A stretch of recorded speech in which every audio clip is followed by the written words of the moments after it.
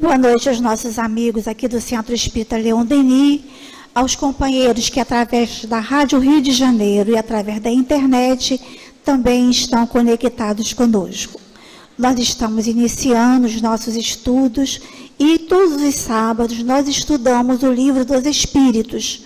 E hoje o nosso querido amigo Sérgio Andrade irá estudar conosco, dará continuidade ao capítulo 1 da quarta parte do Livro dos Espíritos, Penas e Gozos Terrestres, hoje estudando o item Temor da Morte, as perguntas 941 e 942. E na hora do espaço, a nossa querida amiga Regina irá comentar do Evangelho segundo o Espiritismo, o capítulo 11, Amar o Próximo como a si mesmo, o item 15. Deve-se expor a vida por um malfeitor? Aqui na nossa casa, nós temos em nossas mãos uma página do livro, retirada do livro Justiça Divina, da Federação Espírita Brasileira, uma psicografia do nosso querido Francisco Cândido Xavier, e traz a assinatura de Emmanuel. O título, Lugar Depois da Morte. Muitas vezes perguntas na terra, para onde seguirás quando a morte venha a surgir? Anseias, de certo, a ilha do repouso, ou o lar da união com aqueles que mais amas. Sonhas o acesso à felicidade, a maneira da criança que suspira pelo colo materno. Isso, porém, é fácil de conhecer. Toda pessoa humana é aprendiz na escola da evolução, sob o uniforme da carne, constrangida ao cumprimento de certas obrigações, nos compromissos do plano familiar, nas responsabilidades da vida pública, no campo dos negócios materiais, na luta pelo próprio sustento. O dever, no entanto, é impositivo da educação, que nos obriga a parecer o que ainda não somos, para sermos, em liberdade, aquilo que realmente devemos ser. Não ouvides assim, enobrecer e iluminar o tempo que te pertence. Não nos propomos nivelar homens e animais. Contudo, numa comparação reconhecidamente incompleta, imaginemos seres outros da natureza trazidos ao regime do espírito encarnado na esfera física. O cavalo, atrelado ao carro, quando entregue ao descanso, corre à pastagem onde se refocila na satisfação dos próprios impulsos. A serpente, presa para cooperar na fabricação de soro antiofídico, se for libertada, desliza para a toca, onde reconstituirá o próprio veneno. O corvo, detido para observações, quando solto, volve à imundície. A abelha, retida em observação de apicultura, ao desembaraçar-se, torna incontinente à colmeia e ao trabalho. A andorinha, engaiolada para estudo, tão logo se veja fora da grade, voa no rumo da primavera.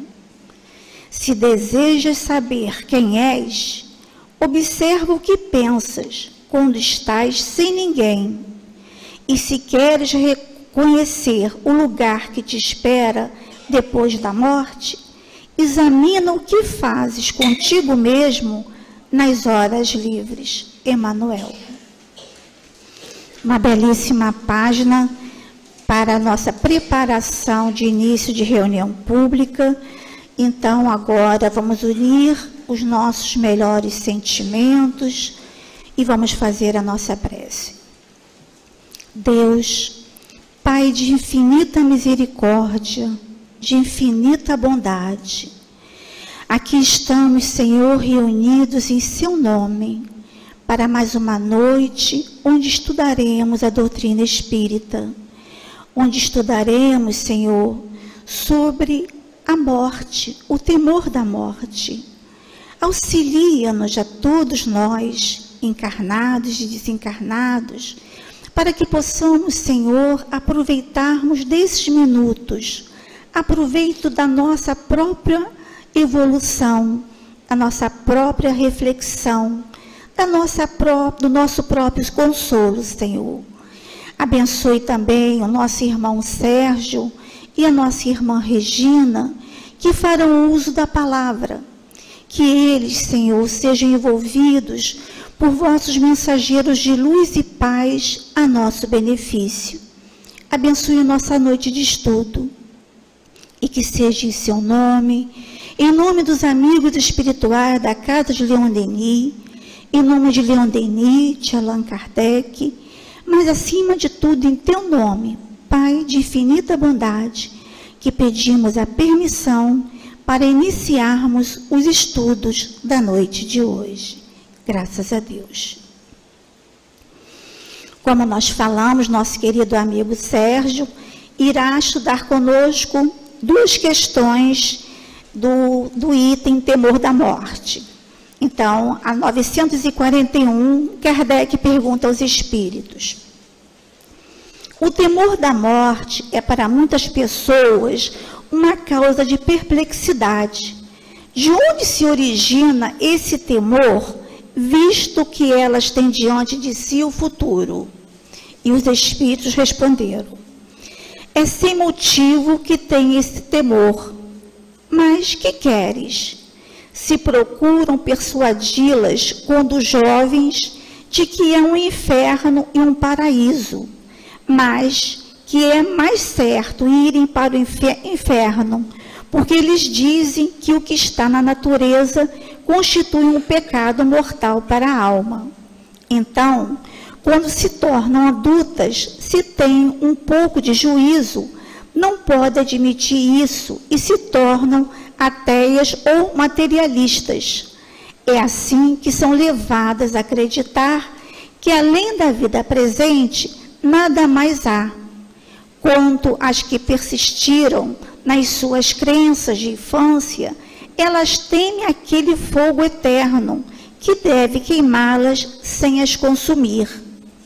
A morte nenhum temor inspira ao justo, porque, com a fé, ele tem a certeza do futuro, a esperança faz com que aguarde uma vida melhor, e a caridade, cuja lei praticou, dá-lhe a certeza de que não encontrará no mundo onde vai entrar nenhum ser cujo olhar deva temer.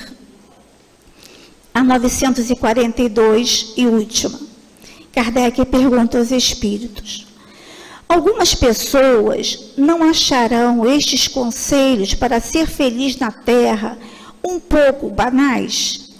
Não verão neles o que chamam de lugares comuns, verdades continuamente repetidas?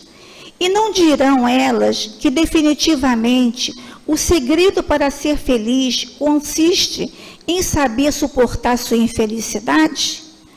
E os espíritos responderam: há as que dirão isto, e em grande número, mas algumas delas se parecem com certos doentes, a quem o médico prescreve a dieta.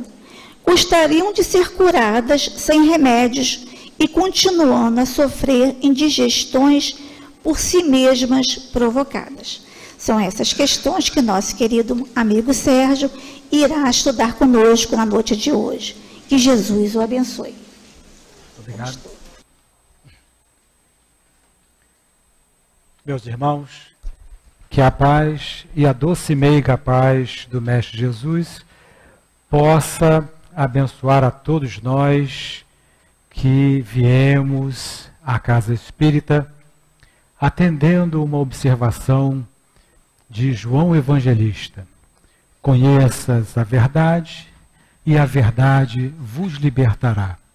E a nossa vinda à Casa Espírita, além do aspecto, as preces, orações, adoração, há um viés muito importante, que é o viés do estudo, do conhecimento, do entendimento do que vem ser a vida, de que como nós estamos inseridos nessa vida, onde nós vamos aprender, né, sobre Deus, sobre o processo evolutivo a que estamos submetidos.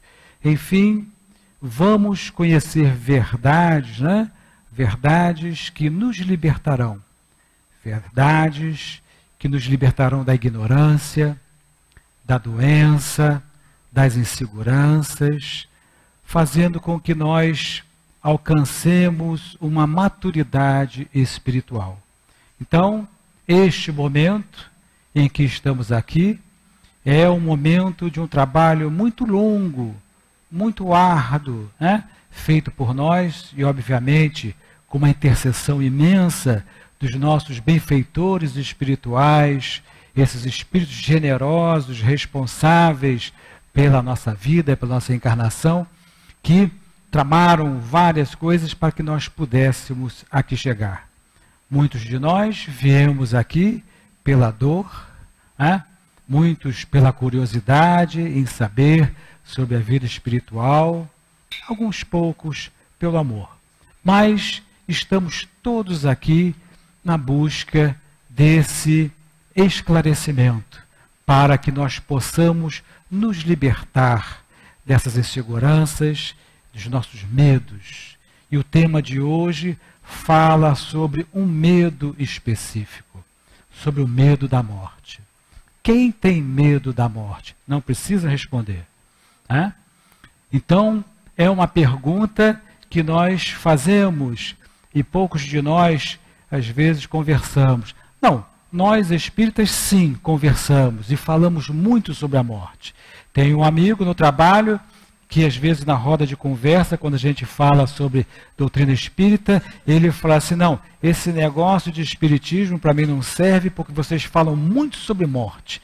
Eu quero falar sobre felicidade, sobre alegria, sobre vida. Então, falar sobre morte não é a minha praia. Eu falei assim, mas é importante que você saiba sobre a morte. É necessário que se saiba, porque a gente, quando nasce, começa a morrer.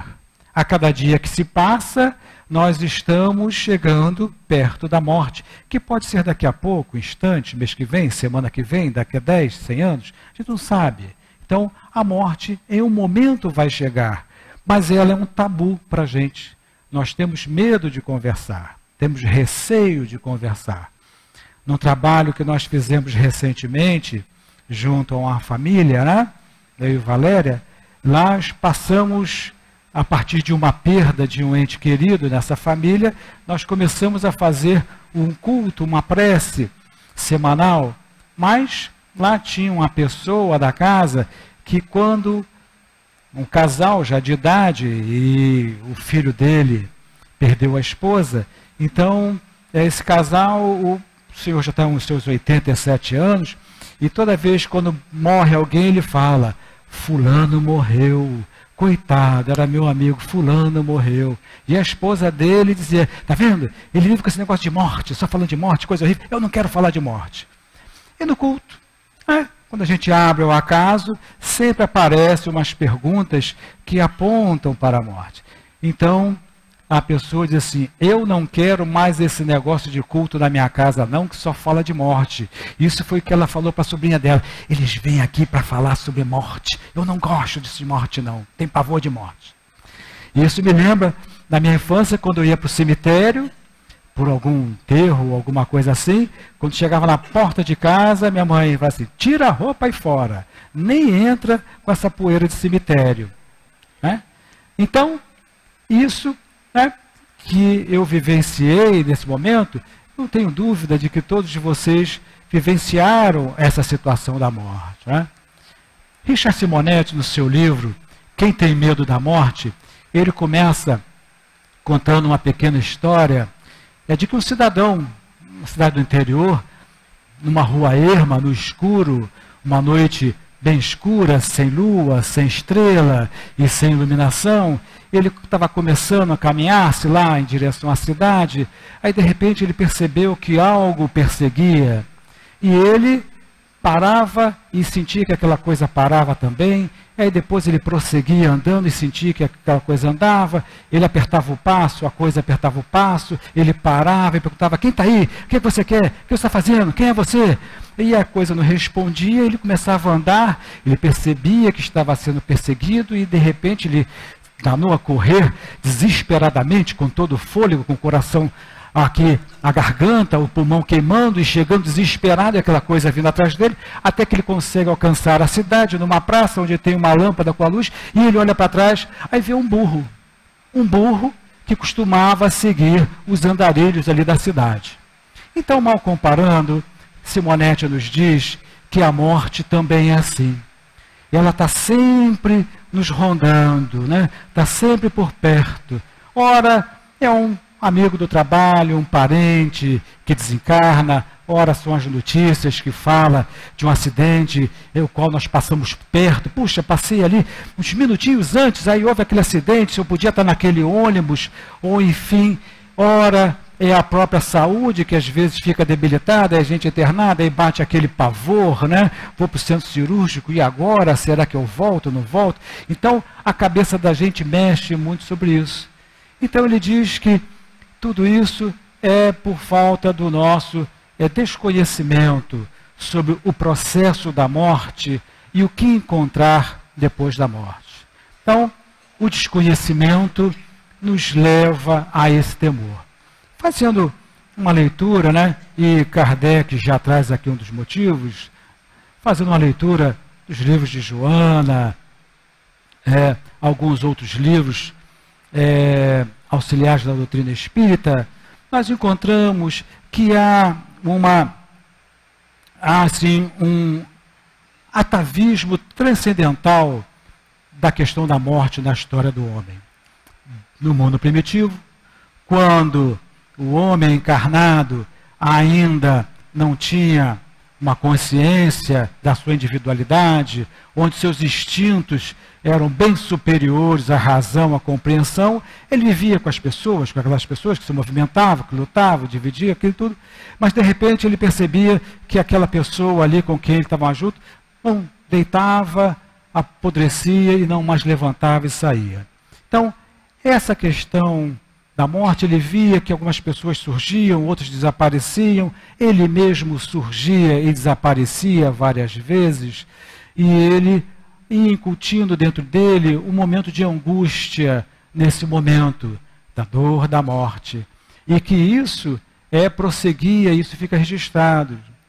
Cabe ressaltar que nós, quando fazemos uma leitura de um assunto desse, temos que fazer não uma fotografia, mas fazer um filme do processo evolutivo. Então, desde quando o homem veio aqui nesse processo, como homem no seu mundo primitivo, ele vem lutando com isso, mas ele não tem a compreensão do que é isso. Os espíritos nos dizem também, né, que o instinto de preservação também nos leva a ter este receio da morte. Nessa fase instintiva, o espírito ainda, como não tem domínio da sua vida, a ele é colocado esse instinto de preservação para que ele possa valorizar a sua existência, para que ele não se lance a lutas, a efemérides, que venha dispor da sua vida, fazendo com que ele valorize a sua existência, com que ele desenvolva a sua inteligência, o seu espírito gregário, para o seu crescimento íntimo. Até hoje, nós temos esse espírito de conservação, não é? Se a gente for acometido num acidente de trânsito, né, poucas pessoas vão sair já partindo para a agressão. Mas a maioria diz o seguinte: não, deixa eu ir devagar, eu não sei quem é outra pessoa, pode ser uma pessoa mais desequilibrada, pode ser uma pessoa raivosa, partir por uma briga e querer me matar. E a orientação que nós recebemos dos órgãos de segurança é essa: não discuta, não parta para a briga. né? Não faça nenhuma reação maior, porque o instinto de preservação nos diz que devemos ter cautela. E aí, eu que sou uma pessoa impulsiva, né? Sanguínea, que gosta de uma boa discussão, vai chegar um momento da vida que eu não terei mais aquele vigor físico, aquela disposição toda, aí eu estou apegado à vida, vai fazer com que eu desenvolva outras possibilidades minhas, outros talentos. Vou ter que ceder, vou ter que dialogar, vou ter que engolir, vou ter que aceitar, vou desenvolver alguma questão para o meu bem-estar. Obviamente que há casos doentios em que a pessoa comete essas loucuras e até o suicídio, mas isso é uma questão que não é a principal. Então, o instinto de conservação também leva a essa situação quando o espírito não tem esse entendimento de vida futura, que vai fazer com que ele também se apegue à matéria. Eu preciso preservar a minha vida. Eu preciso manter aqui meu corpo vivo, sadio, porque eu tenho que sustentar a mim e a minha família. Então, o instinto de conservação, ele também favorece, de um lado, para que nós possamos ultrapassar alguns momentos difíceis na vida, mas pelo fato de eu ainda não ter o entendimento, a maturidade espiritual, fazer com que eu me apegue à matéria. Eu, em espírito, naquela sensação de prender, eu vou me grudar ainda muito mais à matéria nossa aqui. Então, há também nesses momentos iniciais da vida, né, e até agora também nós temos, é o predomínio da matéria sobre o espírito. Nós estudamos aqui na doutrina espírita que nós passamos um bom período da nossa existência, né, ainda sofrendo uma grande influência da matéria. Então, esse predomínio da matéria vai fazer com que eu não veja muita coisa além a não ser da minha vida, né? Da disputa social, da luta social pelo meu sustento, pela minha vida. E isso, por um lado, é interessante, mas por outro faz com que a gente desenvolva sentimentos não tão bons como o sentimento do egoísmo. A gente se aferra àquela situação dentro daquele ditado que a gente conhece muito bem. Farinha pouca, meu pirão primeiro. Né? Então, nesse processo do predomínio da natureza humana, ele favorece que esse estado de egoísmo, ele se apareça fortemente na nossa vida. Então, como o espírito não consegue também enxergar a transcendência espiritual, onde ele se confunde com a matéria, onde ele se sente como matéria, ele também desenvolve as suas paixões, né? As paixões exacerbadas, aqueles sentimentos fortes, arraigados. Isso tudo fica claro nesse espírito. Então, há essa questão também. Há também essa questão do conteúdo religioso de algumas doutrinas ortodoxas, como Kardec traz na resposta. Então, a gente vê em que alguns segmentos religiosos passam uma mensagem assim, cruel, dolorosa, do processo da morte, do processo que vai acontecer depois da morte. E aí eu me lembro de uma conversa, muito tempo atrás, né? Numa outra situação que nós falávamos sobre morte em casa. Então, uma filha nossa que fez evangelização, né? Veio para a casa espírita ainda no passe de cura das gestantes. Então, uma pessoa que é evangelizada e que conhece a vida. Então, no momento de conversa nossa em casa, nós falamos assim, poxa, morrer não pode morrer não, tal. E ela falou assim, ué, eu não estou entendendo vocês. Vocês são espíritas, acreditam na sobrevivência do espírito após a morte, vocês estão trabalhando bem, fazendo tudo de bom, por que o medo da morte? Não pode ter medo da morte, tem que ter confiança. Aí, eu e Valéria, caiu aquela ficha. Então, nós podemos observar que quando nossas crianças, né, nossos filhos, vêm às aulas de evangelização, já desde o período de creche, já começam a fazer aquele trabalho de esclarecimento, de que nós somos espíritos encarnados e que nós estamos apenas numa temporada de vida aqui na Terra, numa vida efêmera, uma vida muito curta, em razão que nós vamos viver e que já vivemos. Então o espírito torna-se mais seguro, mais confiante, diferente daquele que recebeu toda uma orientação religiosa em que diz que haverá um momento do juízo final em que haverá um julgamento. E esse julgamento, ele vai decidir se a pessoa vai para o céu, vai para o inferno e vai para o purgatório. E em julgamento, isso fica tão marcado que eu me lembro que eu vim da religião católica e quando lá no meu processo de evangelização falava sobre isso, que ia ter um julgamento, aquela coisa ficou marcante de mim. Quem vai me julgar? Quem está me olhando? Quem vai tomar conta de mim? Onde estará minha ficha? Várias perguntas. E lá no livro Libertação, existe uma passagem que André Luiz traz para todos nós, onde na espiritualidade inferior há um processo de julgamento, onde os espíritos com as suas consciências culpadas pelos delitos que causaram, são levados, atraídos, né, para aqueles ambientes, e eles são explorados pelos espíritos inferiores que têm um conhecimento maior do processo. Então, o julgamento é um julgamento que nós aprendemos aqui na doutrina espírita, um julgamento consciencial. Nossa consciência é que vai dizer, né, naquele momento final da vida, onde nós vamos passar a aduana da vida, nós vamos ter uma prestação de contas.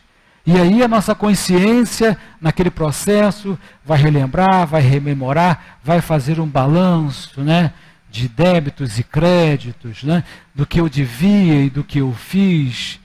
E como todos nós sabemos, como todos nós fazemos periodicamente esse balanço, diante de uma dor, diante de uma perda, diante de uma dificuldade, diante da dor do outro, a gente faz o nosso balanço íntimo e, na maior parte, né, do meu caso, não do caso de vocês, certamente, o nosso balanço ele é desfavorável. A gente sempre vê que deixou de fazer algo melhor. Nós deixamos de fazer alguma coisa boa. Ou que nós falamos mal de alguém, né? A gente chega para o outro e conversa, viu fulano ali, não presta, tal. Aí a nossa consciência vem lá com um cartão amarelo, olha, pum, você ultrapassou os limites da lei. E aquilo fica registrado. Quando não, a gente derruba o companheiro para alcançar uma posição de trabalho, ou simplesmente para defamar, falar, e aí vem um cartão vermelho para a gente.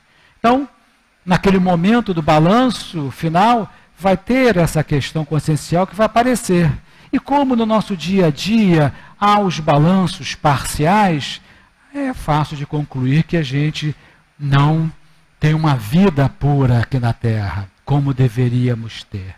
Mas ainda é um planeta de provas e expiações, onde as dificuldades são maiores que as possibilidades. Então, esses segmentos religiosos demonstram, olha, quem ficou bem vai para o céu, vai ficar lá naquele ambiente de beatitude, usufruindo daquela paz, daquela beleza, talvez deitado no divã, tocando uma lira lá o tempo todo, naquela ociosidade, naquele descanso eterno.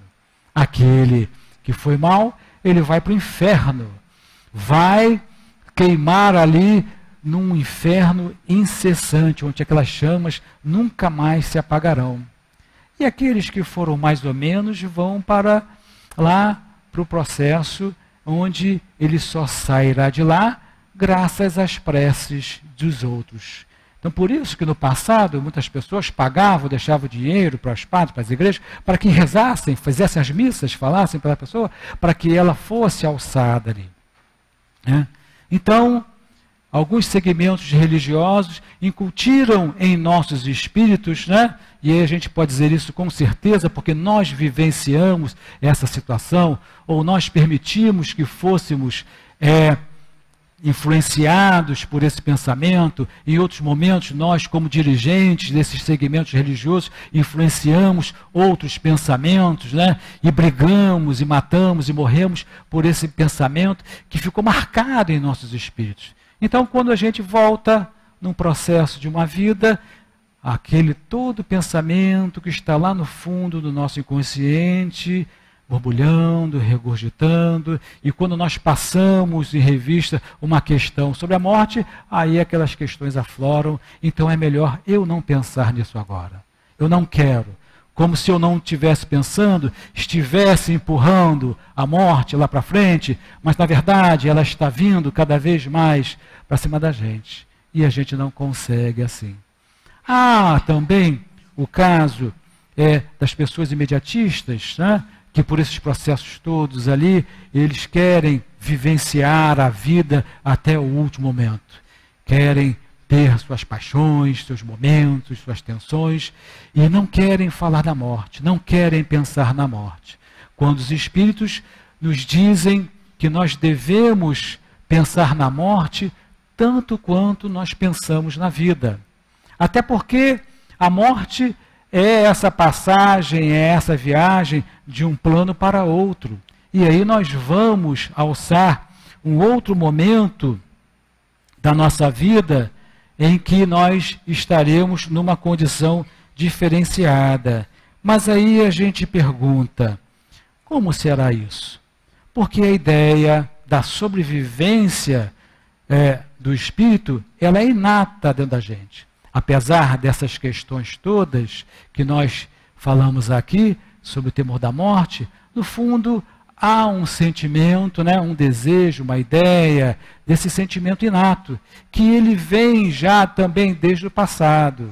Né? Várias religiões, os caldeus, sumérios, falavam sobre os cultos religiosos para o processo da morte, o respeito que tinham. Né? Lá os egípcios que faziam lá, enterravam lá os seus mortos com alimento, comida, aquela coisa toda, que botava o morto na barca, onde ele colocava uma moeda para Caronte que o levasse para o país dos mortos, né, dos espíritos. Então, todas essas religiões nas histórias têm isso. E as religiões também falam sobre uma vida após morte, cada um na sua figuração. Lembro-me de uma reportagem no History Channel desse da vida que falava sobre povos do passado, e me lembro de uma pintura rupestre que tinham mostrado na caverna, em que parecia lá um grupo das pessoas saindo com a lança na mão para caçar, aí tinha um elefante lá que eles matavam, mas aí o elefante atacava, aí eles levavam as presas do elefante e levavam as pessoas doentes. E me lembro que tinha um momento em que eles botavam a pessoa, deitavam, ficavam rodeados, e de repente ele passava lá, as pessoas à volta do morto, ali deitado, e daqui a pouco tinha um desenho como se tivesse algo saindo daquele morto. Então, essa ideia é uma ideia muito antiga na gente, e que o Senhor Jesus veio até nós falar sobre a morte. Então, ele falando dos reis dos céus, falando da reencarnação, falando da vida que se prosseguia, ele nunca falou da morte. A única morte a que ele se referia era a morte dos nossos sentimentos em relação à espiritualidade. Deixai os mortos sepultar os seus mortos. Mas ele falava sobre a vida, no linguajar, no momento em que aquela coletividade tinha condições de receber. A doutrina espírita vem resgatar esse conhecimento, né, de Jesus, e conhecimento que ficou restrito a alguns segmentos religiosos, onde apenas os iniciados tinham essa possibilidade de conhecer, de fazer o seu autoconhecimento. Esse conhecimento que era misterioso, que era guardado, que poucos tinham acesso. Então a doutrina espírita, né, pela generosidade dos espíritos, trouxe até nós toda essa verdade que vem nos libertar. Mas nós temos essas questões, esses atavismos ainda, né? Muitos de nós aqui temos essa dificuldade, né? Eu também tenho. Então, não só a doutrina espírita vem falar sobre a existência da alma, sobre a reencarnação, sobre a vida futura. A ciência também já vem nos momentos atuais trabalhando sobre isso. Então, alguns cientistas e pesquisadores já trabalham nessa questão para dizer que existe algo além, né, da matéria física num corpo que anda, que fala, que sente, que chora, que ri. Né? Então, o Dr. Stevenson, da Universidade da Virgínia, já foi falado aqui várias vezes, ele trabalha num processo de uma pesquisa muito grande, em que ele escreveu um livro sobre os casos sugestivos da reencarnação. Porque é um processo libertador. Quando eu entendo que eu estou reencarnado, eu começo a entender que a morte será um processo ao qual eu passarei, mas terá um objetivo. Né? Eu já começo a olhar para a morte, já não tão de lado, já começo a olhar com ela com um pouco mais de atenção. Né? Há um médico, também no Canadá, doutor, eu até anotei o nome dele aqui,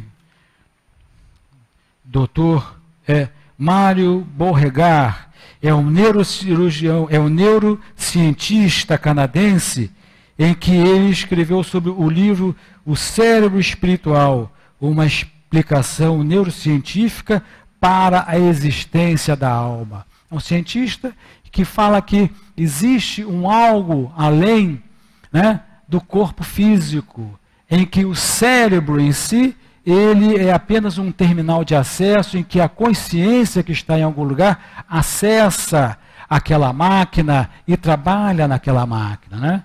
Então, ele já vem falando aí sobre aquilo que a gente tem ideia, né?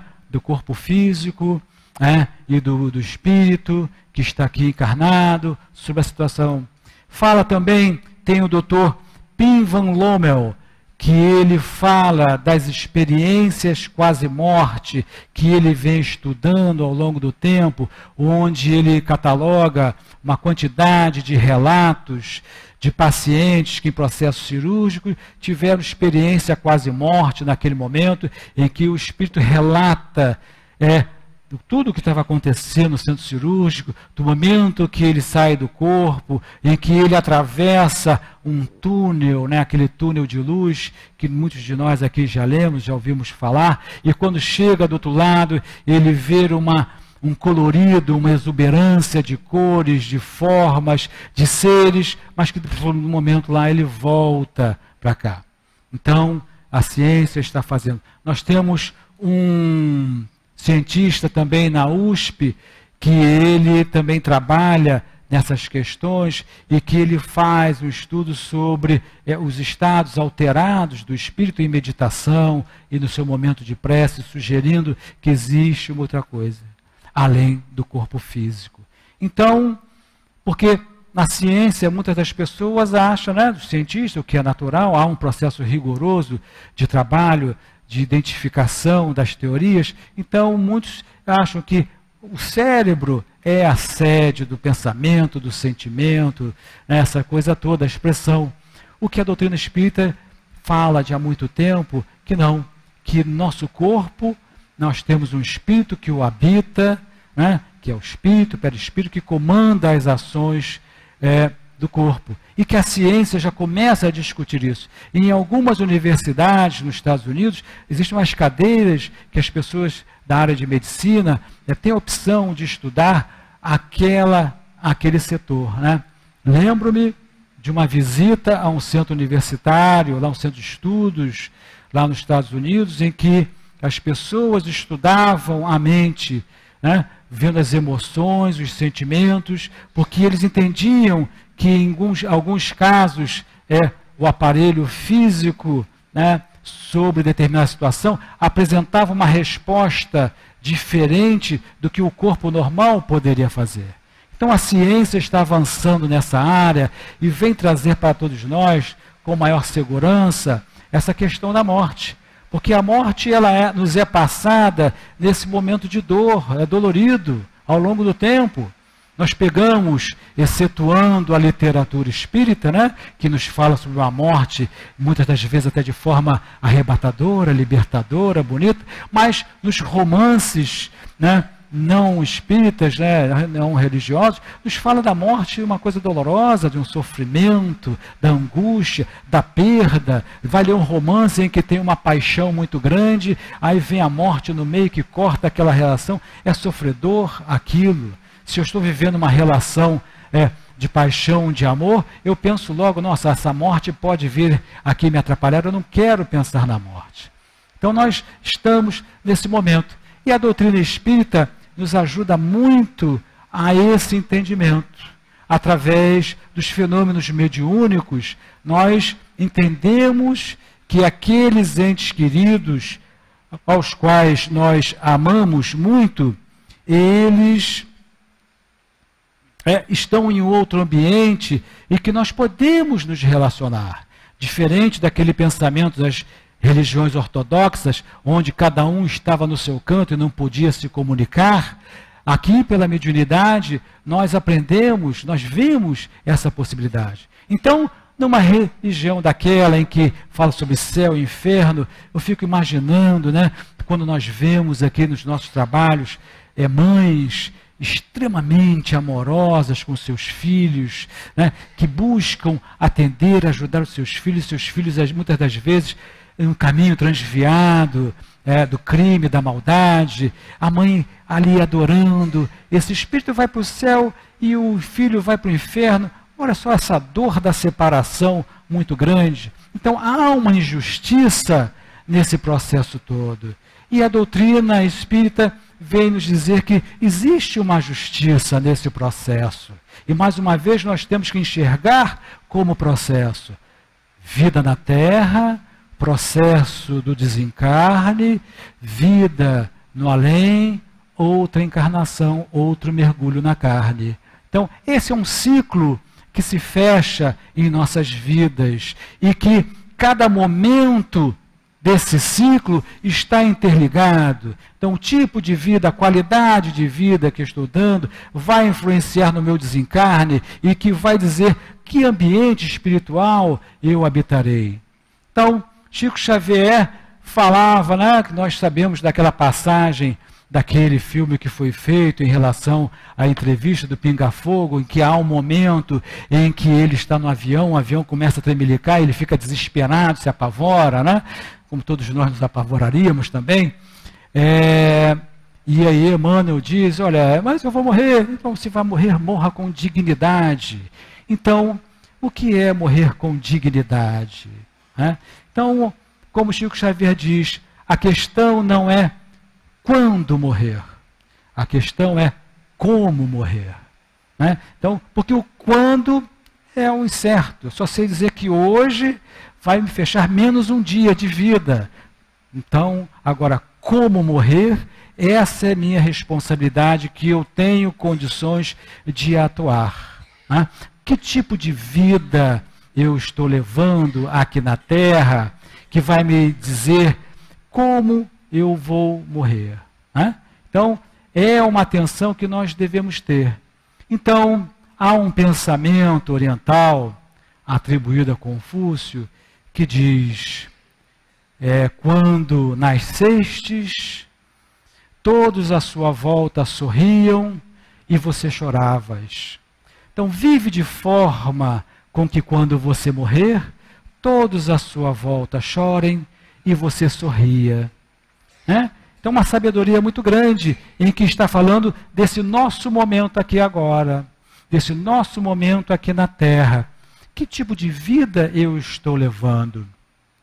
Será que eu estou me confundindo com a matéria? Porque é isso que nós observamos nas nossas reuniões de atendimento fraterno aos espíritos encarnados, as ditas reuniões de desobsessão às sextas-feiras na nossa casa, em que muitos espíritos que eles chegam estão trazendo seus sentimentos de encarnados, estão com dores, estão com vícios, estão com os traumas aqui, porque passou ali 30, 40, 50 anos misturando seus sentimentos com a matéria. E quando nós devemos, sim, viver na matéria, mas saber que haverá um momento em que eu voltarei para o meu país de origem naquela grande viagem, em que eu deixarei a matéria aqui e voltarei para o mundo espiritual junto aos meus entes queridos que estão lá. Então precisamos trabalhar em nós, fazer um exercício mental, né, de nos trabalharmos o nosso pensamento, de conscientizarmos de que somos espíritos imortais. Eu me lembro dos nossos estudos que tínhamos aqui com o Altivo, um dos fundadores dessa casa, foi presidente dessa casa, e que alguns estudos fechados, e ele cansava de dizer para a gente: vocês têm que pensar na vida de vocês como espíritos imortais. Vocês não podem pensar só nessa vida, tem que pensar como espíritos imortais. As atitudes, as escolhas, seus atos, que repercussão vai trazer para vocês na imortalidade? Olhem para o futuro. Porque quando nós entendemos que existe algo depois da morte, uma vida futura, a nossa postura de vida muda. Quando nós entendemos que existe um processo reencarnatório, o nosso entendimento de vida muda, trazendo um amadurecimento. Né? Então, além de trabalhar uma questão mental, há o amadurecimento do espírito, e aí sairemos daquela faixa do espírito ainda lá do primitivo e vamos entrar numa maturidade espiritual que nos vai assegurar uma felicidade futura, bem próxima. Então, nesse momento, essa maturidade virá através do estudo, do conhecimento, da prática, do contato, das conversas e das realizações também. Então, no trabalho, nós vamos conseguindo melhorar essa situação. Não nos ficaremos apegados.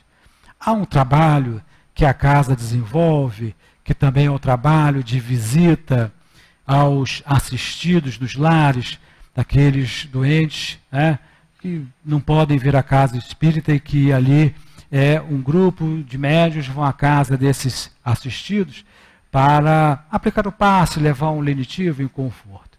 Então, a gente vê muita coisa nesse trabalho. Chegamos em alguns lares, a gente vê que a pessoa ainda está pegada, aferrada àquele corpo, né? Está grudado célula a célula, cada mitocôndrio daquele que não quer largar. Ele está num processo terminal de vida, e obviamente que a prece, o passe, reconforta, deixa o espírito melhor, e o grupo sai de lá e diz assim: não, eu estou bem, eu vou sair, eu vou voltar para o meu trabalho, eu vou fazer isso. Então, para o espírito que não tem essa percepção da vida futura, esse entendimento, se agarra a qualquer fio de esperança para viver naquele momento, por viver um pouco mais, porque ele não conseguiu trabalhar em ser morto. Por outro lado, algumas outras casas que a gente visita, vê aquele ambiente sereno, pacífico. Eu me lembro que eu fui a uma casa, uma vez, eu falo isso no meu grupo, quando cheguei lá, a pessoa também estava doente terminal, e eu fui aplicar o passe, mas eu saí dali dizendo que o passe foi ao contrário. Eu saí dali revigorado, porque o paciente estava tão bem, tão sereno, e aí eu me senti tão bem naquele passe. Eu falei assim: poxa, semana que vem eu quero ir lá de novo. Aí eu falei assim: eu quero ir na casa lá do senhor fulano de tal. Ele: não, você tem que ir sim lá, porque nós vamos fazer a prece final que ele desencarnou. Aí eu fiquei: poxa, né? Então, essa é a postura que nós devemos ter, principalmente nós que temos a grande dádiva, o presente de termos conhecido a doutrina espírita.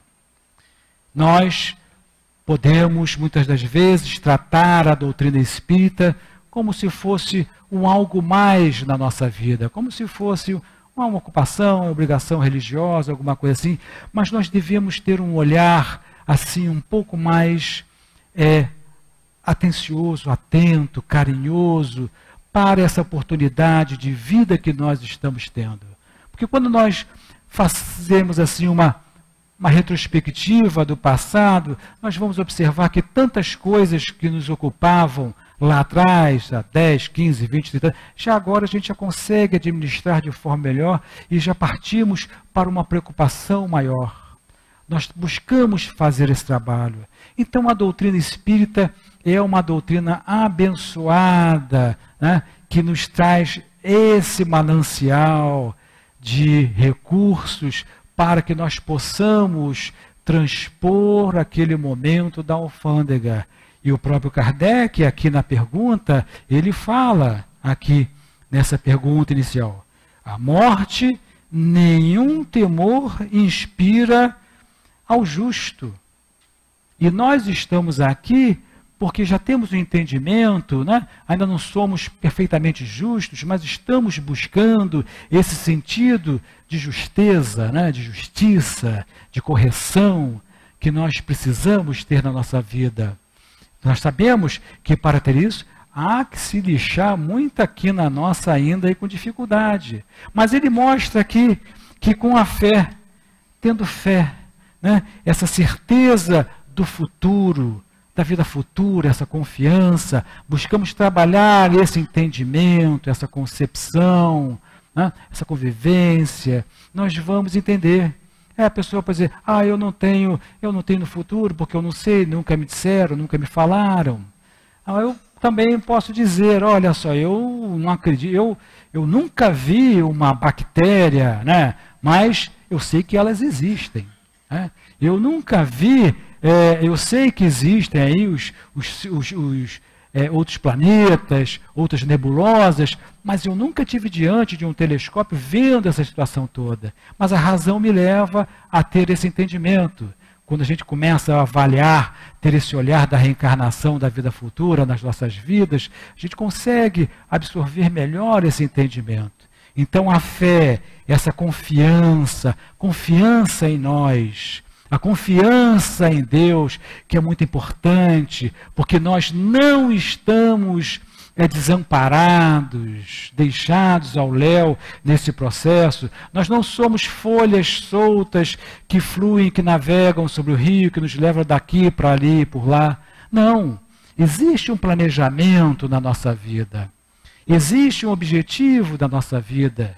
E mesmo com os nossos temores, com os nossos receios da morte, nós seremos amparados no momento do nosso desencarne.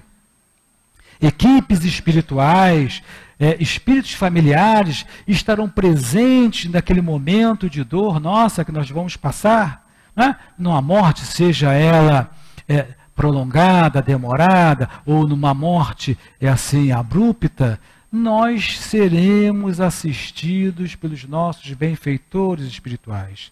Equipes de espíritos técnicos no processo da desencarnação estarão ali em nosso lar, nos auxiliando, ou no hospital, onde quer que seja. Né?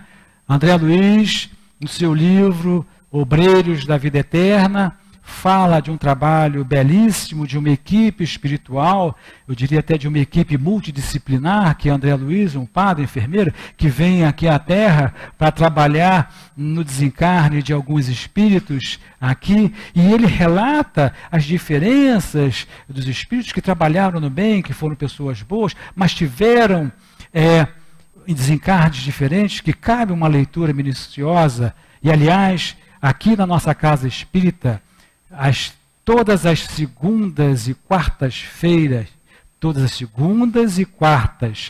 terças-feiras do mês, há um estudo aqui às 19h30 sobre o Obreiros da Vida Eterna. Vale a pena vir aqui. E aí nós vamos entender esse processo. Então, é uma maneira de nós nos aproximarmos mais desse conhecimento e termos a confiança, porque não sabemos quando esse momento virá. Então, nós não estamos desamparados. Tudo vai acontecer no momento adequado, no momento certo. Mas nós estaremos amparados. Quanto mais estivermos vinculados aos nossos benfeitores espirituais, né, pela prece, pelo trabalho do bem, mais assessorados nós seremos nesse momento. Chegar um momento em que o espírito, quando ele já tiver domínio de si, ele não precisará mais desses técnicos. Espíritos superiores, elevados, muitos, né, desencarnam sem esse auxílio, porque já tem um domínio, já conhece da sua vida. Mas nós seremos assessorados. Então, por isso que é importante, durante o momento da morte, do desencarne de um parente, seja lá de alguém, nós tenhamos o pensamento equilibrado. Né? Fazermos as preces, falarmos ali sobre cautela, não tecer comentários sobre o morto, e nesse livro há uma questão lá em que alguém tece um comentário sobre o morto, ele fala que o morto havia presenciado um crime, e falando assim, e de repente o criminoso entra naquela vibe, vem até ali, e vem discutir, vem cobrar, e se agarra lá ao morto, e falando para ele que a pessoa é muito boa, e o espírito ainda está naquele processo de desligamento e fica preso. Porque há uma diferença entre morte e desencarnação. A morte é o corpo físico que para suas funções cerebrais, seu batimento cardíaco para. A desencarnação se dá quando o espírito, ele se está totalmente já liberado, se desliga daquele corpo e vai embora. E ali no livro também fala de uma morte, de uma desencarnação, em que o médico fica lá preocupado com o sofrimento do paciente, aplica o anestésico e provoca a morte. Então os espíritos dizem, nós não poderemos fazer nada pelo mínimo em 12 horas, a gente vai ter que esperar muito mais.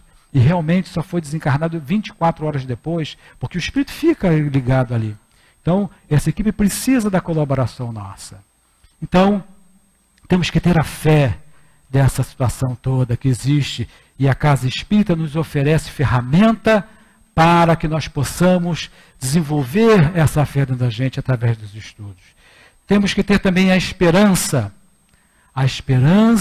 de um momento melhor, que é muito importante para nós cultuarmos que nós vamos realmente sim, que nós estamos fazendo o nosso melhor sim, para alcançarmos um ambiente de paz, de equilíbrio. Ainda não vai ser assim como eu motivo dizer as altiplanuras, mas vai ser um ambiente de paz, seremos assistidos, porque todos nós temos esse nosso caminho traçado. Então precisamos cultivar a esperança e a caridade. Precisamos trabalhar a caridade, trabalhar as nossas virtudes, né? Nossas virtudes, para que nós possamos ter o passaporte da vida. Então, nós perguntamos, mas eu ainda tenho muita dificuldade, nossa pessoa má, sou uma pessoa ruim. Nós sempre tendemos a olhar para as questões de uma forma negativa, de uma forma depreciativa, né? Porque a gente tem a nossa consciência ali que não está bem trabalhada, mas nós temos condições sim.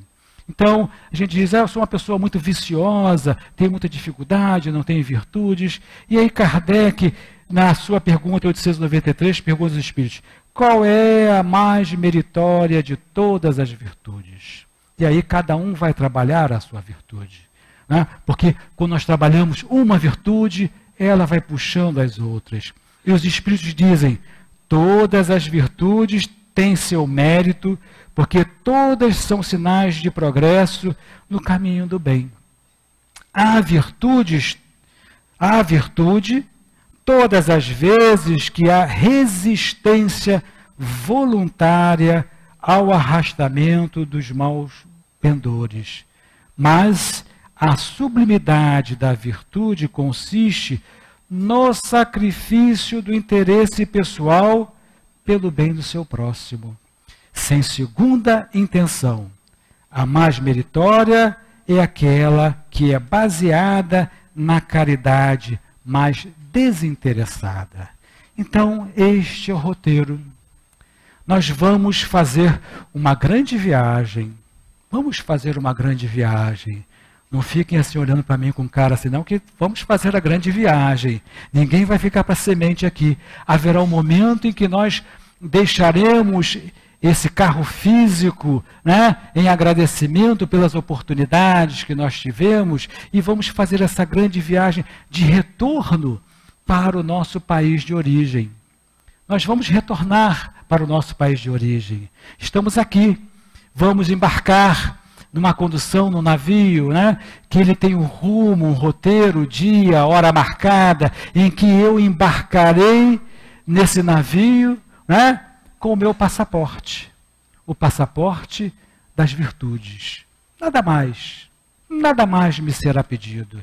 E na alfândega me será exigido o passaporte, eu mostrarei o passaporte, e aí haverá a consciência, vai me dizer, vá para a primeira classe, vá para a 4ª classe, você vai ficar nesse país aqui, ou você vai para aquele país lá, mas de qualquer forma, nós deixaremos nossos entes queridos aqui, certamente chorando, e nós partiremos felizes, porque nós chegaremos ao outro lado no navio, também no nosso país de origem, que é o mundo espiritual, nós chegaremos felizes, porque encontraremos nossos benfeitores, nós encontraremos nossos entes amados, parentes, que partiram na frente e que muito daqueles que já chegaram, já preparam um espaço para a gente. Ele vai chegar cansado, precisa de repouso, ele está meio adoentado, precisa do atendimento médico.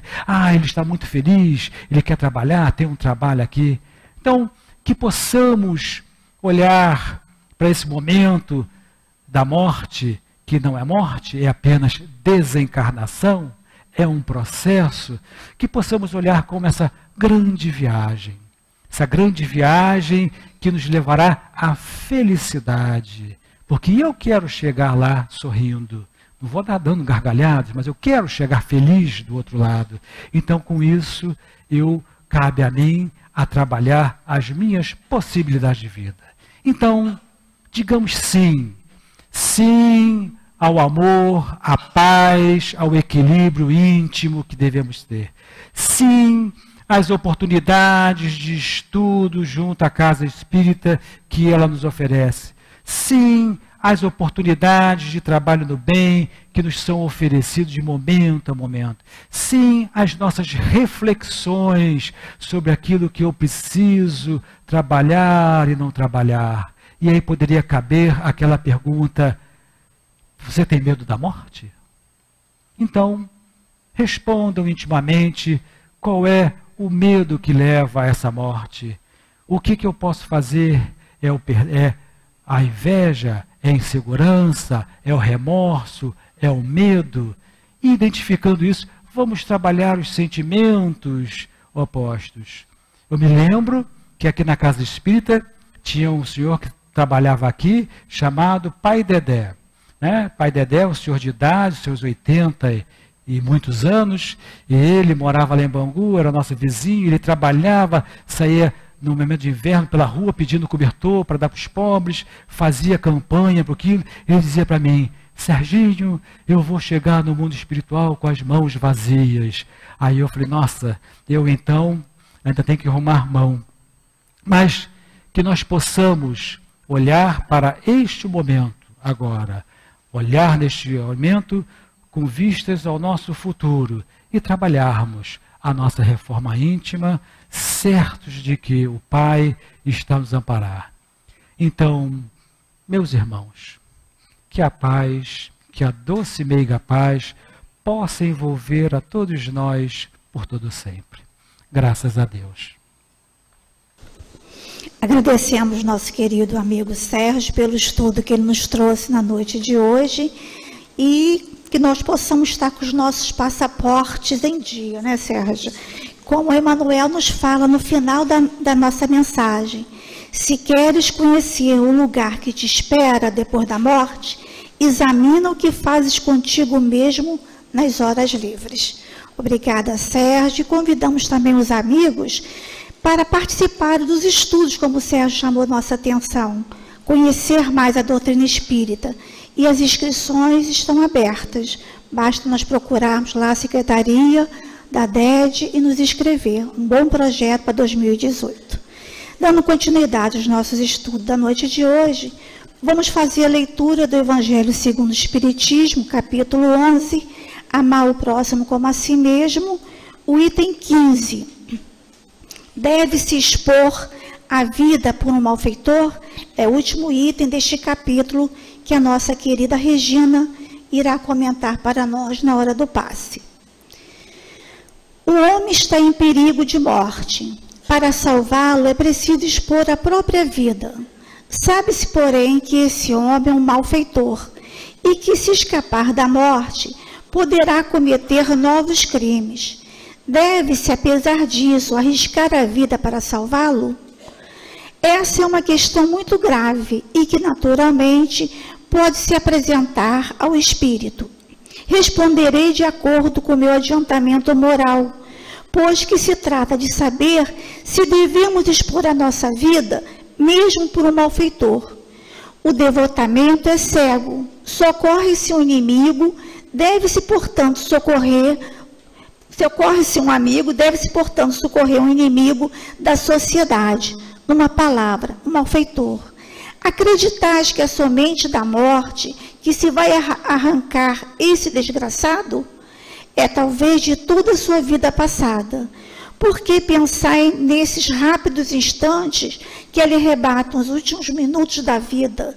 O homem perdido volta-se sobre a sua existência passada. Ou melhor, ela se ergue diante dele.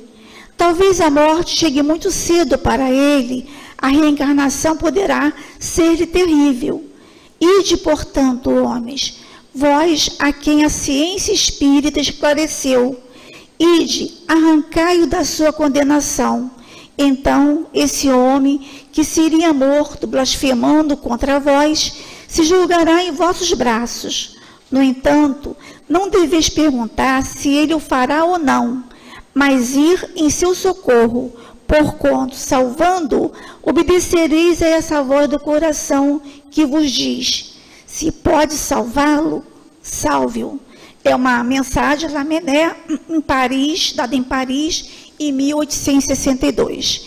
Agora convidamos nossos médios da nossa casa espírita, já previamente preparado para a tarefa do passe, para que o mais silenciosamente possível vão se colocando à disposição dos colegas que estão também autorizados para nos distribuir para o trabalho do passe. Convidamos também os amigos que, através da Rádio Rio de Janeiro e através da internet, participaram do estudo da noite de hoje, para também participar desse banquete espiritual. Vamos nos colocar num momento de tranquilidade, vamos pensar nos nossos benfeitores espirituais e, com certeza, onde estivermos, também seremos bafejados pelos fluidos, pela pacificação, pela consolação que todos nós precisamos. Lembramos também, nesse momento, de orarmos pelo nosso Brasil, pelo nosso Estado, pelo nosso município. Orarmos uns pelos outros. Mais uma vez, vamos elevar os nossos pensamentos e fazer a nossa prece. Jesus, amigo de todos nós, aqui estamos, Senhor Jesus, a te pedir nesse momento que possamos receber os fluidos necessários para a nossa pacificação, para a nossa consolação, para a nossa fé ser fortalecida, Senhor, para que os nossos males, nossas mazelas possam ser suavizadas. Abençoe, amado Mestre, a esse momento, o momento do passe. Que a paz do Senhor esteja com todos nós. Questão muito difícil é essa que nos traz o Evangelho na noite de hoje. Então, se um malfeitor, um criminoso estiver em perigo e eu posso salvá-lo arriscando a minha vida, nossa, é muito difícil realmente. E nesses minutos finais em que alguém está em perigo, ele pode se arrepender de muitas coisas e modificar a sua vida. Olha a responsabilidade.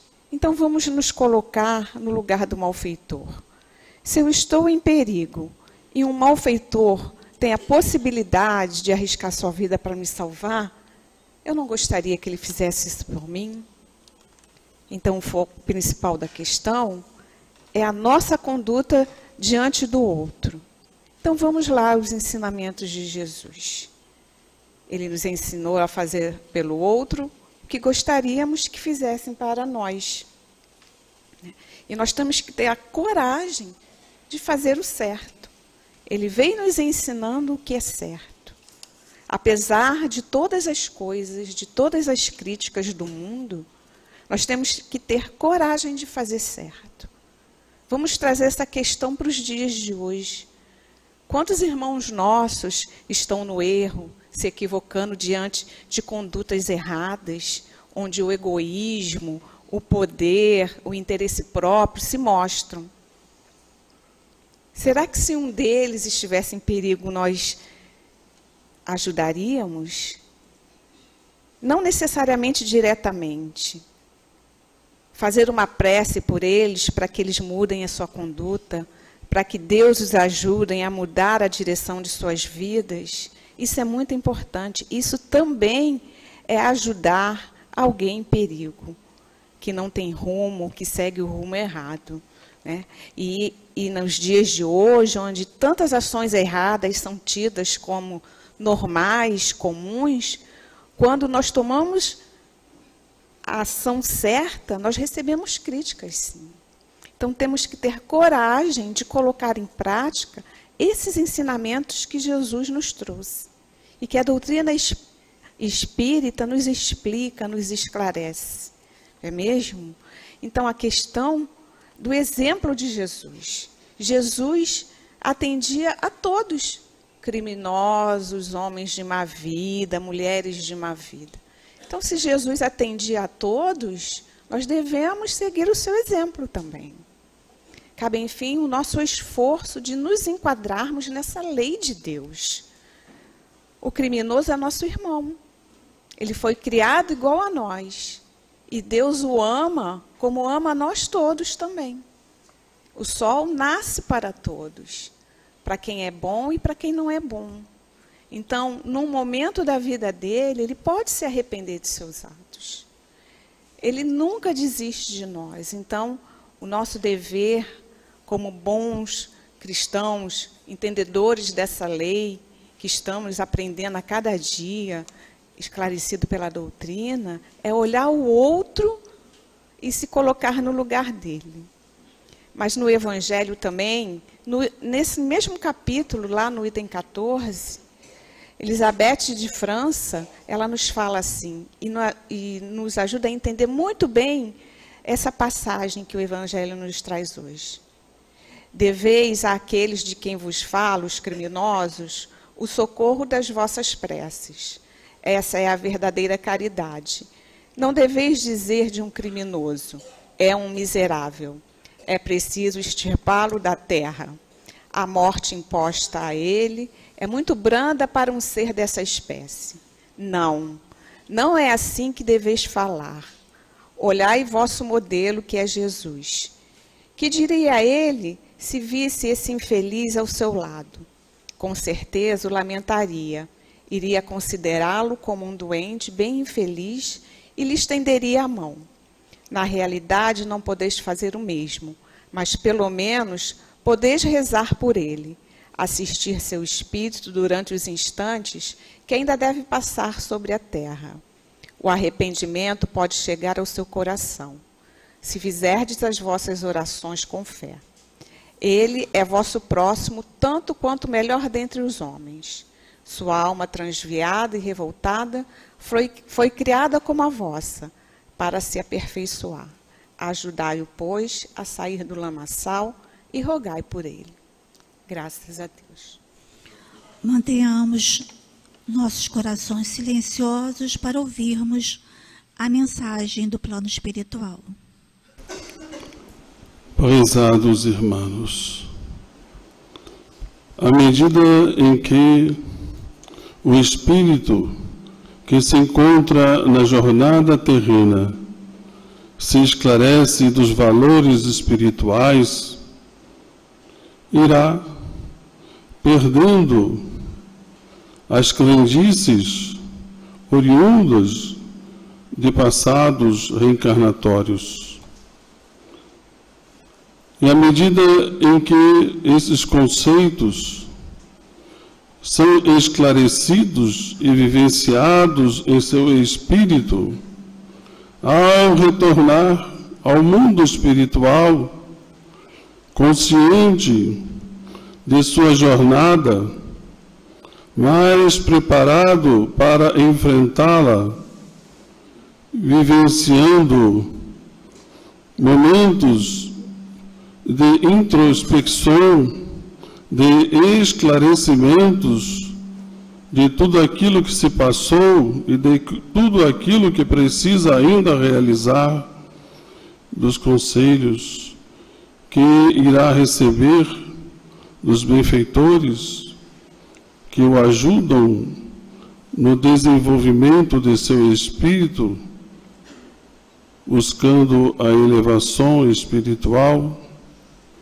Ao retornar desta mundo espiritual para uma nova etapa de vida reencarnatória, trará ele maior subsídios, certeza, confiança, amparo, para não só se solidificar nos conceitos que aprendera, vivenciara quando encarnado anteriormente, mas também e sobretudo quando desencarnado,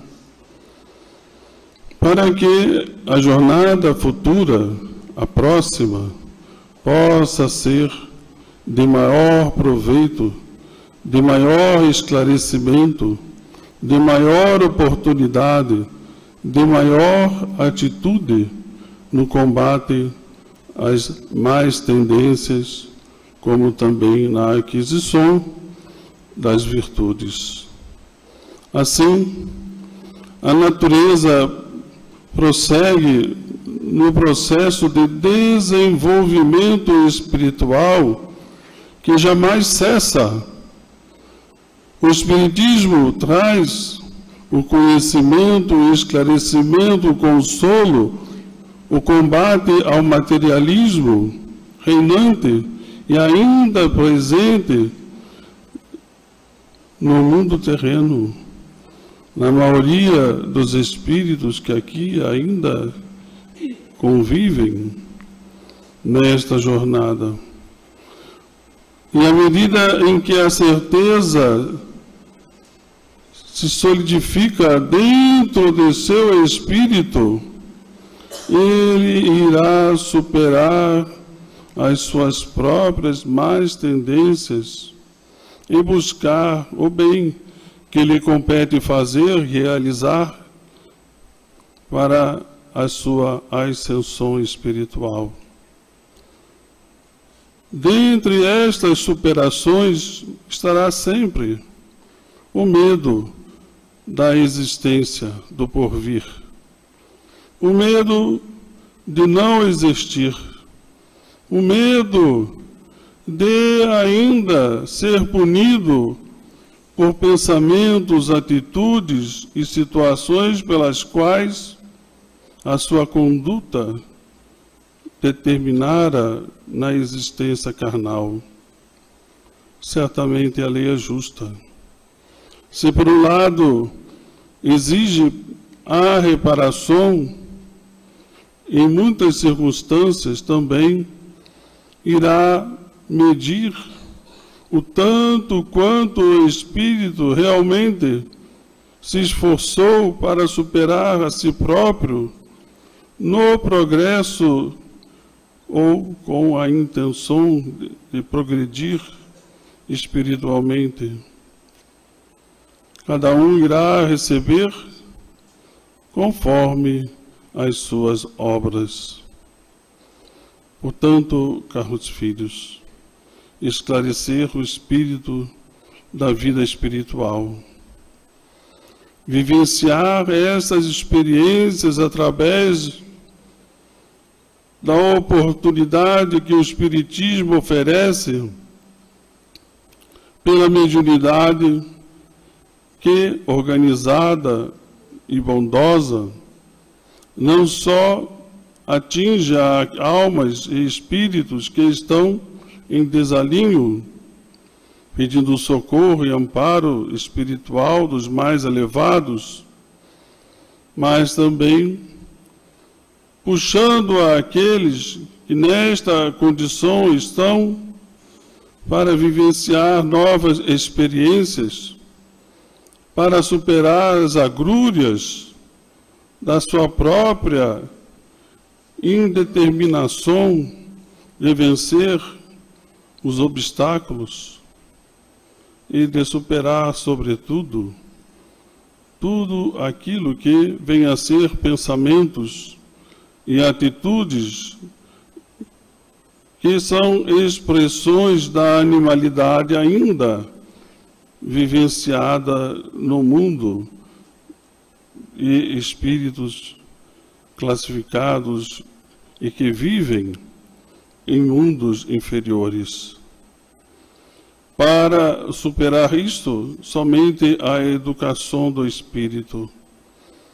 Para vivenciar mundos elevados, somente a certeza da natureza espiritual que deve ser conquistada por cada um através de seus testemunhos, cujo o sofrimento muitas vezes faz parte, mas que, e sobretudo, faz despontar a luz interior que irá iluminar o caminho futuro.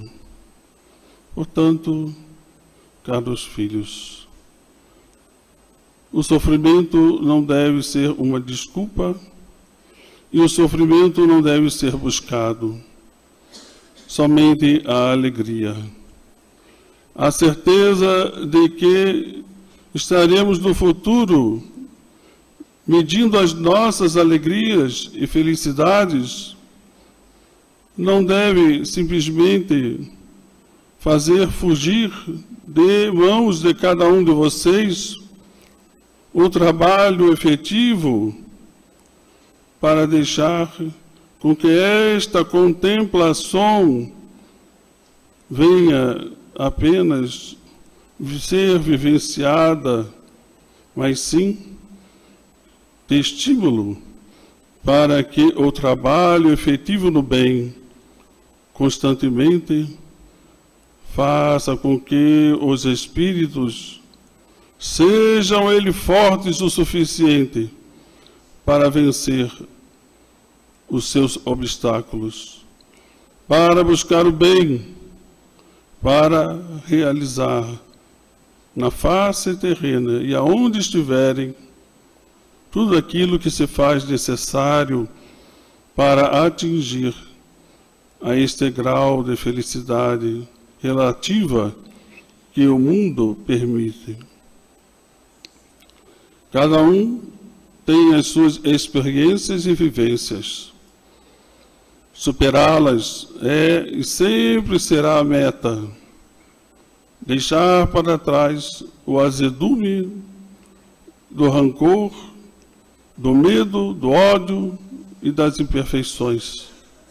E buscar a vivenciar um futuro no qual Deus nos oferece sempre, para que estejamos unidos, fortes e contentes, para trabalharmos em todo este universo que bondosamente este Criador nos oferece. Que todos os lares sejam bafejados de luz e paz, entendimento e amor, para que este sentimento de paz e serenidade sirva de momentos de refrigério, mas também de apoio espiritual à ascensão dos seus espíritos para alcançar incessantemente este desejo de viver junto com o mundo espiritual mais elevado. Um abraço do Herman, e que Deus fortaleça a todos nessa jornada, trazendo-os para a vida do mundo dos espíritos com alegria e satisfação do dever cumprido. Muita paz para todos vocês. Senhor Jesus, só temos, Senhor, a agradecer a oportunidade da noite de hoje. O estudo que nos foi oferecido, o apoio espiritual durante toda a palestra, os passes, e a palavra sempre amiga e encorajadora do nosso Dr. Herman, nos falando sobre superação. Superar a nós mesmos, superar as nossas dificuldades emocionais, superar para sermos felizes, superar para realmente merecermos um plano espiritual de paz e de harmonia. E, Senhor, na noite de hoje, Dr. Herman nos fala ainda que o temor da morte desaparece quando temos certeza que somos espíritos e iremos existir. Ajude-nos, Senhor, para que nos momentos de dor, de sofrimento, de inquietações, possamos voltar aqui na noite de hoje e ouvirmos novamente o Dr. Herman falar conosco. Tenham paz nas suas residências, tenham paz em vocês, para que possam continuar, para que possam ser felizes. Abençoe-nos, Senhor.